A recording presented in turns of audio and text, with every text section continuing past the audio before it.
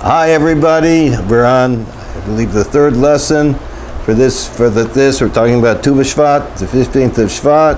Let's see where it starts over here. It's not that far back. Where was it? It's from the talk spoken on the 15th day of Shvat, 5752. It's translated from Hebrew. Starts on page 204 of the words, which is in the first book of Shemos. You'll see it. There's at the bottom on the description. There's a link to the website where you can open up and download and read the book. And right now we are on page 217, chapter 6. But what happened, something to me today that as you go along in life, sometimes things happen to you, and you realize what happened, that the wonderfulness of what happened a few years ago, you didn't understand. So, when I went to Israel, I got involved in a situation, but had a lot of difficulties, unfortunately. There were a lot of problems. But I ended up living in yeshiva for a year, almost a year, and learning in Kollel. My chavrusa was David Levine.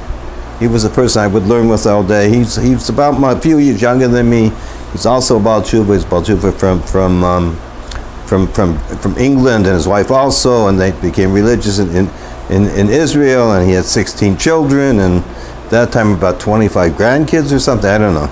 Really nice guy, but what happened with them is that his wife, that their son-in-law, I like to mention for his schus, the son-in-law, in 2008 there was a attack in Mumbai, and there were many people died.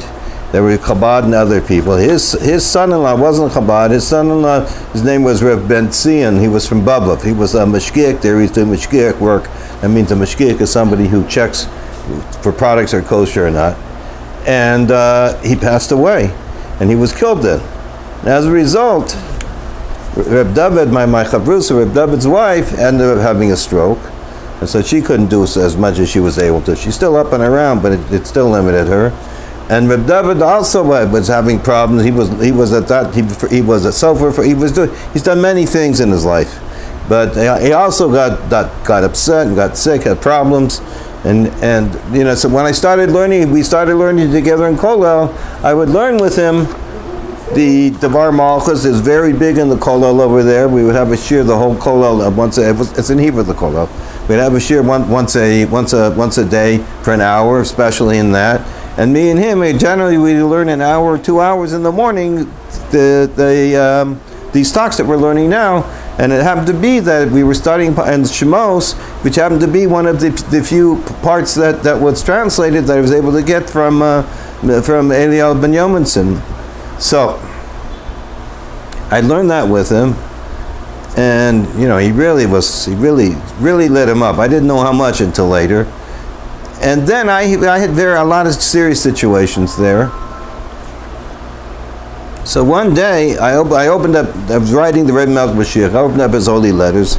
So one time I opened it up, and the Rebbe said, the first letter, he says, it's not a small thing when you bring warmness of a Chassidus in a Chassidish family. And then the second letter said, it's very important, you have to teach these inyanim, what we're talking about, these matters we're talking about, these ideas, that you have to teach them right away. You can't wait till people learn the language, so it's good, you should teach them in English. So, at that point, I tried to do some English with people there, I wasn't that successful. But Reb David told me later on that his wife said that because of me, which is not really me, is me teaching Dvar Malchus and being together with him, she says she has a husband again. So why am I bringing this? I should be, people think I'm good, bad, whatever, that's nice. But why am I bringing this up? Is that when a person learns this stuff, it really affects you. If you take this stuff seriously and learn it and give yourself over to it and understand this is truth of the truth, this is from the Rebbe Melch Mashiach, a person who's never spoke a lie, who only spoke the truth, and his life was all in a revealed way for all the Jewish people, and his life today is still in a revealed way. That's everything that's happening with the Rebbe. So this is something that I'm saying. Another person I was talking to, my chavrusa, after one who wrote the book, we were talking, I think I might have mentioned the prior year, Then when we're learning these levels of stuff, you get into it and you see the world according to how the Rebbe does it, because the Rebbe brings you the rest of the way. The reason I'm bringing is this today is when I was thinking about this, because I didn't really connect the two totally. That the letter I was always, now that I'm teaching it and stuff, I understand how that learning this stuff, how they're both two connected, not separate letters. One, by learning that by learning this material, this stuff will take a guy who's depressed and can make him happy, can change you. And the second one is Baruch Hashem, I have a certain quality, I don't know from where, thank God, that I'm able to give over stuff with the chais. I mean, it's a very a wonderful gift from Hashem. I don't know where it comes, probably from my holy ancestors, I don't know, but Baruch Hashem. Anyway, so let's go further. So we were talking about the about Tu B'Shvat. Now that Tu B'Shvat has to relate to the land of Israel and all the different levels of the different special fruits that we do, because it's Rosh Hashanah. It's the first year. It's the first ahead of the year for trees, and we discussed how each one of the fruits has a different level in service of Hashem. I'm going to page 217. So this is we're going to right about chapter 6. I'm going to reread this last thing. It says, in accordance with this, the above explained, it is understood that the order wheat, barley, wine, fig, and pomegranate in the service of man is from easier to harder. Wheat and barley, since the service is with godly, so is wheat that we talked about, and the service is easier than the service with animals, so barley. Then you have to bring wine, we talked about it, the vine, which is wine, we have to add joy into everything. So you have to add joy, you're adding joy to the aspects of the service of the godly soul, as well as the animal soul. The animal soul that you desire, your animal soul should also be happy to serve in service of Hashem. And afterwards, the service of refining the clothing of the person, the fig is how a person relates to the outside. Afterwards, the refining of the manners of the world, which are the mitzvahs, is not how you relate, how you appear to the outside, but what you actually do to the outside world, with the idea of the pomegranate. So this is the ideas that we've been talking about. Now we're going to go further. Now remember before that we said that the pasuk says, repeats the word land twice. Let's see where this is.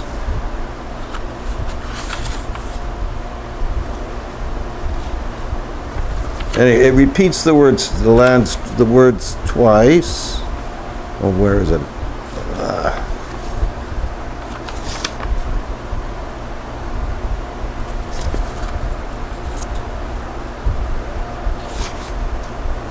It says a land of wheat and barley, and wine and vine, the fig and pomegranate. Then it says come, and then repeats a land again. The word a land of olive oil and date honey. So we said that. So let's see. So we're going to explain what we so far we explained in the service of man up to the pomegranate, which has to do with a person's action in the world. It has to do mitzvahs. Now it says, and afterwards the verse adds and repeats, we're on chapter 6, page 217. And afterwards the verse adds and repeats the words land, in accordance with the above explained in chapter 3 and 4, that land is the place where the service and the efforts of man is accomplished. How does it work? Upon the descent below in the state, and you have made me slightly less than Hashem. As we said before, that we're really like Hashem, but Hashem made it for a good reason. We should be having made us slightly less than Hashem. So since we went below, so therefore we're able to do with the plowing and the planting, as well as the 39 types of work, 40 minus 1. So this we're able to do because we went down to a lower level to get involved in the world. It's understood that the second mention of land symbolizes a much greater service and effort, that you have to even work harder. And what do you get from this? Which through this it has brought about a much higher elevation. And similarly to the difference between the toiling and plowing necessary for growing crops, and the toiling and plowing necessary for finding precious stones and diamonds.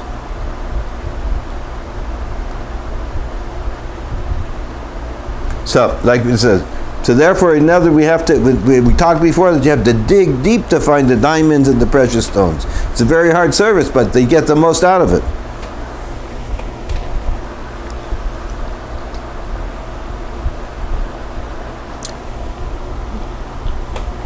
So now the Rebbe is going to say something special stuff that nobody ever told anybody before, is a new thing from the Rebbe.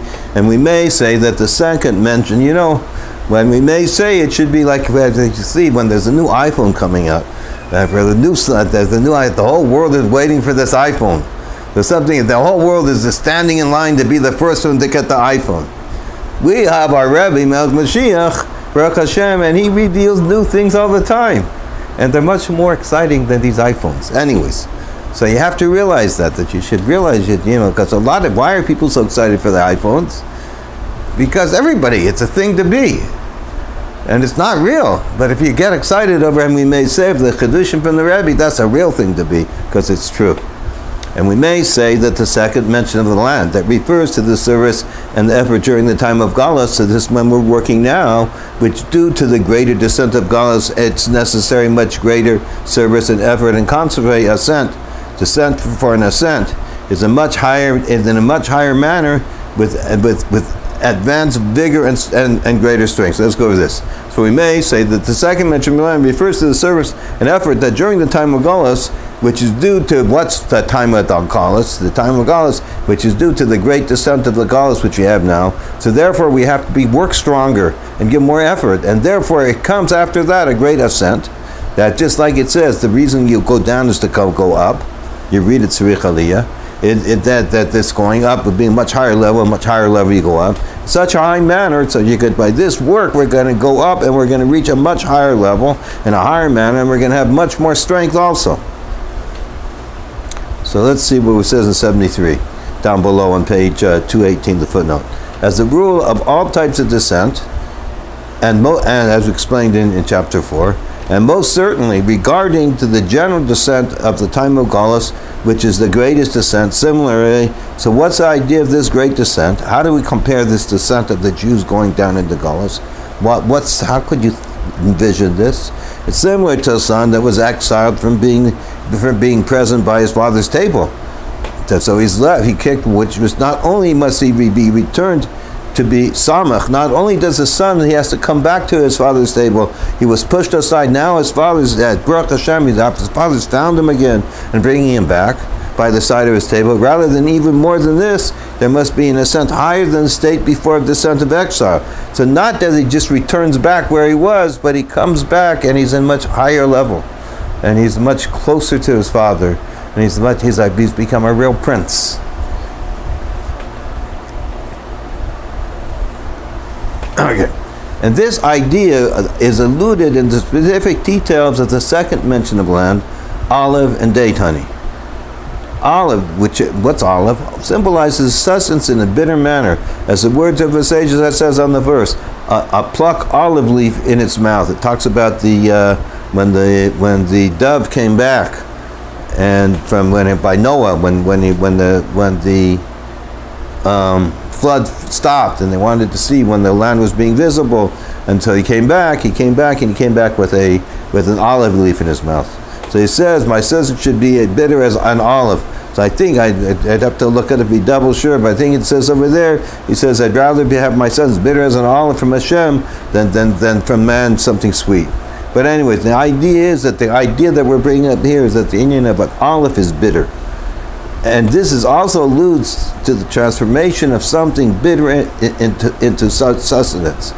So this is a bitter thing. They says, like we talked about. We'll go on and say, as the Alter Rebbe writes in the book of Tanya, in explaining the verse, and make delicacies for me. This is talking about the verse by when Yitzchak Avinu told his son Yaakov that he should make delicacies for him. In plural, what's it mean? What are delicacies? Why does it tell two types? That in addition to tasty sweet foods, that are tasty like a nice apple or orange or fruit or something by itself, there's also sharp and bitter foods. However, they are processed and spiced very well to the extent that they become pleasant delicacies. So the same thing here is that the idea of the bitter foods is the gullus. And the work we have to do in the gullus, we have to take this apparently dark, bitter gullus and spice it and move with it and refine it so it becomes gula. So this is what he's talking about here. So therefore the idea from the olive, it's like the bitterness of the gullus. It's a bitter food, but through our service, we are able to change it to bitterness to goodness. And this is the concept of the service of man. We're page 219. is that the service during the time of the exile in general and then a matter of bitterness is emphasized also in the name of Miriam. And it says down in 78, note that from the relationship to the Torah portion of the week, from which we are now coming from, which it says, and Miriam the prophetess took. Now Miriam was a prophet. Okay, it says over there that which upon their birth the main hardship of Egypt started, slavery began. She was named after mirror, bitterness. So she was named because of the bitterness of the exile that started. It was Miriam the prophetess. And note from what it is written, and his sister stood from afar. So how does this bitterness a good thing? That's the Rebbe will explain. That his sister stood from afar. And the whole story over there, Miriam was 3 or 4 years old, and she had prophesied that the Redeemer of the Jewish people would come from her parents. And her parents were the leaders of the Jewish people, SHEVAT and Amram. And they were the leaders, and because there was a decree that any Jewish boy that was born, he should be thrown into the Nile and drowned. Why was this? Because the leader of the Pharaoh, the evil Pharaoh, King Pharaoh, the astrologers told him that the Redeemer of the Jewish people will come from a man. He didn't know if it was going to be Egyptian or Jewish. So any man that was born was being thrown away. So right away, the leaders, which was the parents of Moshe, Amram and SHEVAT, the leader of that tribe of Levi, they broke away and they got divorced because they didn't want to have children that would be murdered like this. And maybe they wait till the decree was ended. I don't know. So Miriam, a little girl, she upset that a prophecy came to her that the Redeemer would come to them. She went to her parents and she says, "You are worse than Pharaoh. Pharaoh, he is an evil person. We don't know whether his decree will be fulfilled. But you guys you're a tzaddik. And we know what a tzaddik says, Hashem has to fulfill. It's a tzaddik goes of Hashem HaChaim. And you are preventing all the Jewish people from having any children. It's terrible." Right away they got back together. And right away Moshe Rabbeinu came and her prophecy started to be revealed. So it says after Moshe Rabbeinu was 3 months old, he was born early, if they couldn't, because the Egyptian would go around and they would know after they came together. They were checking 9-10 months right away after everyone got remarried. And they were checking to see what the babies were being born. If they would go and knock and they would hear a baby crying, so they could only hide Moshe for so long. So they took Moshe and they put him in a basket, and a reed basket, and then they put on the outside something tar that would make it so it wouldn't sink, and they put him by the Nile. And therefore, and here it is, this little girl, was a prophetess, this big tzaddikus, she's sitting and wondering what's going to happen. She's sitting and saying, "I know she's going to redeem the Jewish people. I want to see how this is going to happen." And she was such a tzaddikus that for her being there, the Rebbe will explain. I've done explain here. I explained other places that she was able to affect that Moshe Rabbeinu was redeemed. That Pharaoh. I think he explains right here. Let's go see. And noted from what is written, and it's not from what is written, and his sister stood from afar, that Miriam stood beside Moshe, and stands beside the spark of Moshe found in each and every Jew. So each and every Jew, we have Miriam standing by us. So to accomplish his rescue from the Nile to such an extent that upon the arrival of the daughter of Pharaoh at the Nile, and the daughter of Pharaoh was the king of Egypt, who was a dictator, so she's the daughter of the evil one, right? Moreover, she was standing by the Nile, which symbolized the might of Pharaoh's kingdom, which is also evil. Notwithstanding all this, Miriam, had an effect upon her in saving Moshe from the Nile. So not only that, a miracle happened, because her hand, it says that her hand extended out and grew big to draw him in. So this was by Miriam standing there and praying to Hashem. She was able to affect the Geula, this redemption, the first beginning of the redemption of Moshe Rabbeinu, of the Jewish people. And to that end, that at the end of the verse it says, "And they stood from afar to know what will become of him," what will happen to him. It says in the verse, and she stood from afar and she was looking into what will become, what it says in the Chumash. This hints to the advantage, accomplishment through the descent into Galus. So this shows that there's a certain accomplishment that when she went down into Galus, to know. What's it mean to know? To know means that a heart to understand, and eyes to see, and ears to hear. And even more than that, also the level of what? Bittul. So even she came to a meta level to know what will become of him. So first of all, she came to the level of know that in level that you come to a level of seeing everything, seeing godliness, seeing everything that is happening. You're opening up your eyes, and then you reach a level of bittul, of what? Subservience, which transcends knowledge, which is above understanding, as to such a level that what becomes in a manner of lo to him. What's it says? And to know, which is the first level to understand everything, what is you're totally nullified, will become of him. What's it mean? That the level of what? Of this bittul becomes you. You become totally bittul to Hashem, in a manner that the lo to him that is drawn down and revealed in all aspects of the attributes of 6 times 6. So this that you become to him, you're given over to Hashem, and you're given over, and everything's given over, then you become to him. This is because everything you're doing is turned over. Because there are 6 attributes, and each attribute has 6 these other 6 attributes. So 6 times 6 is 36. So this comes through the idea from bitterness, from being bitter, and the bitterness of the gullahs, you're able to bring a level that you bring down, and you change the world to such a level that you start to see godliness, you see what's happening. To such a level you become nullified to Hashem. By your nullification you start to see godliness and understand godliness, how you see Hashem, how he's totally beyond the worlds. To such a level as these things come to him, that this becomes part of you, these revelations. And through this oil is made olive oil. So what do you do through the oil? It's made olive oil. As the words of our sages say, that an olive does not give forth its oil only when it's crushed, which alludes or hints to the deep secrets of the Torah, the secrets of the Torah, which their main and complete revelation will be in the time to come, after and through the preference of our deeds and service throughout the time of Galus. So that's the idea of oil. That oil, that when you crush it, when you push it, it comes out, and the oil has to do with the secrets of everything. So therefore, being crushed in this galus, it brings out the oil that's in us. It brings out the revelation of godliness in such a high level, and it also will bring us that we can understand the deep secrets of Hashem. What's honey? So honey is the next one. So let's read the last one over again, and we'll go to honey.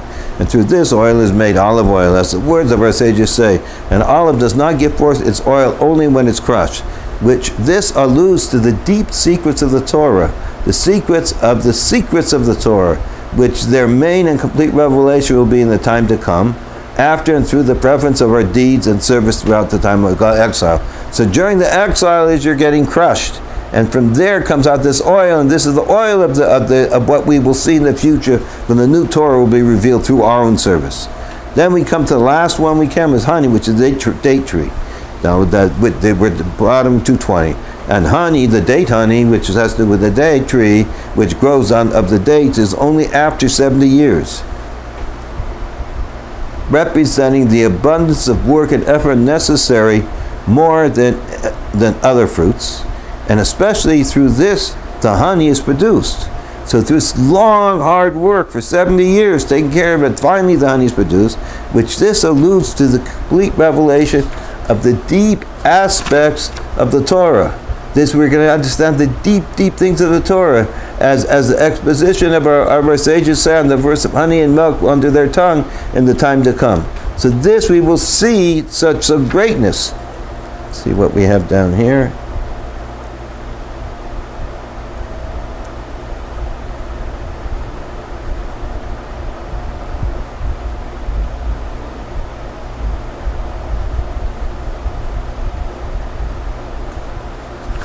A few good footnotes. Look at 89, and it says honey, date honey. So 89, Rashi commentaries on this and more.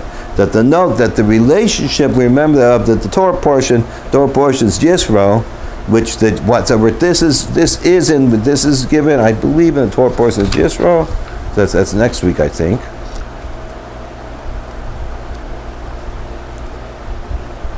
Yeah, so this is given in the week before the Por Yisro, so it has to do with the Parshas Yisro.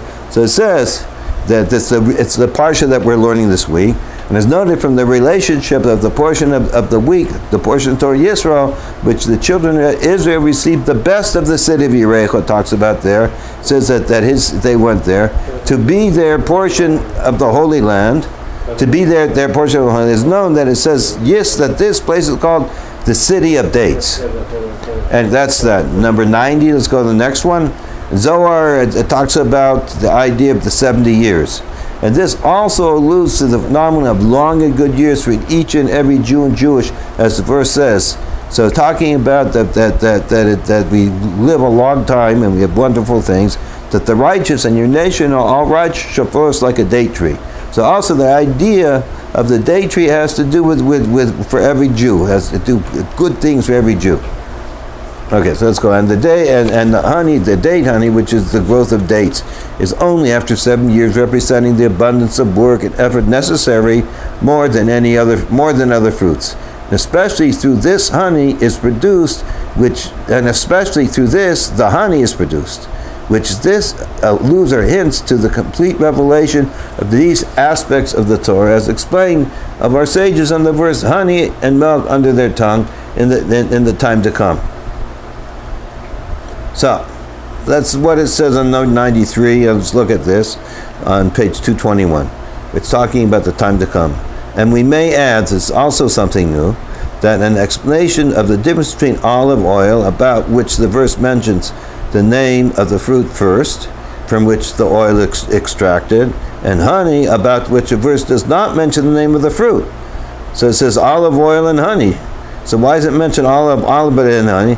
Since olive oil is emphasized, and mainly the bitter exile of the olive, through which we reach the revelation of these aspects of Torah oil in time to come.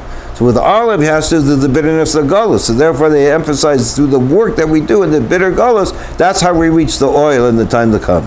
Whereas the date honey is emphasized only the advantage of the revelation of time to come, the deep secrets of Torah. I mean, because it's talking about it has no work. There's not an idea of work. It just takes a long time for it to grow. But we don't have the hard work to do it. Okay, so let's go now. Now we're on number 7. What time do we have? 27. Okay, I should finish this one. And we made number 7, page 221, chapter 7. And we may connect this with the weekly Torah portion, which is read on the Holy Shabbos, which is read on the Holy Shabbos, which from it the Shabbos was blessed all the days of the week following it, including and also the new year of the trees, namely the Torah's portion Bashalach.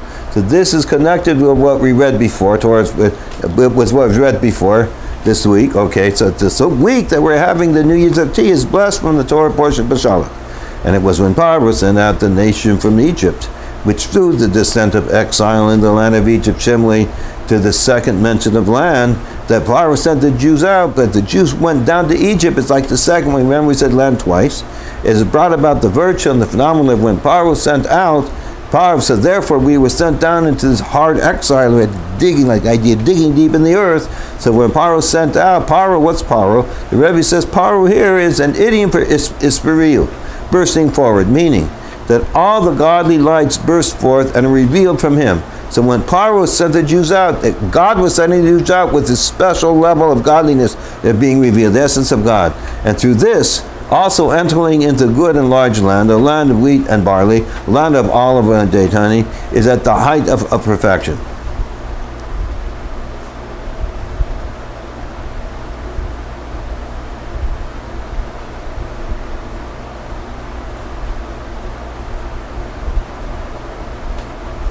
So when God, let's go over that. I'm not too clear on it, but let's go over this again. It's not clear for me. And it was when Paro sent out the nation from Egypt, which through the descent of exile in the land of Egypt. So therefore, Paro sent us out that we went. This was because we went down into Egypt. It's similar to the second mention of land, the idea of going in Egypt. It brought about the virtue and the phenomena of when the Jews, when Paro said, okay, in other words, this is like the special diamonds that for us going into Egypt and being stuck in the exile. So therefore, when we worked very hard and we were brought out through our work, what did we succeed? What happened? How did we get brought out from Egypt? Hashem took his great lights and revealed his great lights of Hashem himself, whereas in his own house, and this is what we got from it. We got to see God. Simple matter, we got to see God, like something like nobody ever saw before. So, and be with God. Not only see God, we got to live with God. God was with us. And it brought about the virtue of the phenomenon that when Paro sent out, Paro and Idim is for real, burst forward, meaning that all the godly lights burst forward and are revealed from him.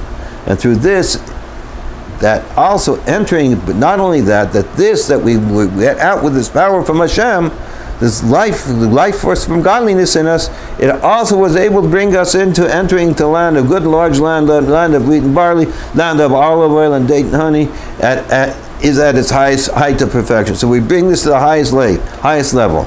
And note that after the verse, the land of wheat and honey and date honey, etc., and date honey, the 7 species which with the land is praised is discussed in the continuation of Torah portion, also about the advantage of the land of Israel over the land of Egypt. After it talks about the special fruits and stuff we have, it talks about why we're Eretz HaKodesh, the Holy Land, is built better than Egypt. For the land that you shall come to inherit, it is not the land like Egypt, which you went out from there, where you had sow seeds and irrigated with your feet. It's necessary to bring water from the Nile with your feet, as a vegetable garden. But the land you are passing over the Jordan to come, there to inherit is the land of mountains and valleys. By the rain of the sky it drinks the water. The land which Hashem, your eyes pays particular attention to it. The eyes of Hashem your God are always upon it from the beginning of the year until the end of the year. So therefore he's saying that Hashem is going to be watering. There's no turach, no trouble, no pain and agony. You don't have to go and with your feet. Nowadays they use a machine, but at that time they didn't have a machine, so they had to move everything with paddles with their feet, and it was hard, and they had to bring all the water up. But in Israel it says you don't have to, because Hashem is there, and Hashem is going to water, and he's looking there. What time do we got? 32. Okay, so since we're 32, I think we're going to quit here. We'll finish this up tomorrow. As always, hopefully we'll finishing this in the base of Mikdash Mitzvah Hashem. We always have to keep our mind on what we're doing. Today in Shul, they were talking about one of the people got up and was telling everybody that should be careful and say Yesh Me Rabbah, because when you say it with Kavan, you have in mind everything you need. So I told them, I got up and I said, yeah, what do we need? We need to be in the third base of Mikdash right now. Because people don't think like that. We have to think of what we really need. That's what we really need, and that's what we're going to come to. Sei gesund, everybody. Have a wonderful, wonderful night.